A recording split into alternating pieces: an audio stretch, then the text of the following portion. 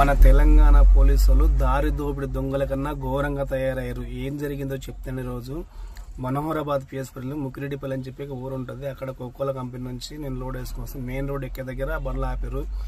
నా బండి మీద ₹1 కూడా చలాన్ లేదు. సార్ చలాన్లు ఏం లేవు కదా సార్ అంటే, ఈరోజు ఆదివారం బండ్లు ఏం దొరకలేదు, ఒక కేసు వద్దు సార్ దండం పెడతారు అనుకుంటే వాడు ఏం చేసింది తెలుసా, ఆ యూనిఫామ్ గురించి లేదని చెప్పి ఒక కేసు రాసిండు. తర్వాత డ్రైవింగ్ లైసెన్స్ ఇవ్వలేదని వాడు నన్ను డ్రైవింగ్ లైసెన్స్ అడగలేదు, మొబైల్ నెంబర్ అడిగితే ఇవ్వనని చెప్పిన. సార్ దండం పెడతా సార్, మొన్ననే 3,000 ఉంటే కట్టినా, పైసలు లేవు సార్ వద్దు సార్ అని చెప్పిన. అయినా ఎవరమ్మా మిండన్ సొత్తు అని చెప్పి కేసులు రాస్తున్నారు, దౌర్జన్యంగా కేసులు రాస్తున్నారు. పైనగా మళ్ళీ కేసులు చలాన్ పెండింగ్ చలాన్ క్లియర్ చేయకపోతే బండి స్టేషన్ కొంటూ పోతాం, కేసు బుక్ చేస్తాం, బండి సీజ్ చేస్తాం అంటారు. ఎవరమ్మా మిండన్ సొత్తు ఇంతకు? మీరు పోలీసు వల్ల దారి దోపిడి దొంగలా? అయితే మీకు ఆదివారం టార్గెట్ కాకపోతే ఏ చలాన్ లేకపోతే కూడా ఏదో కేసు రాసి పంపుతారు. సరే యూనిఫామ్ లేదని చెప్పి ₹100 ఇచ్చినావు, నువ్వు నన్ను లైసెన్స్ అడిగినావా?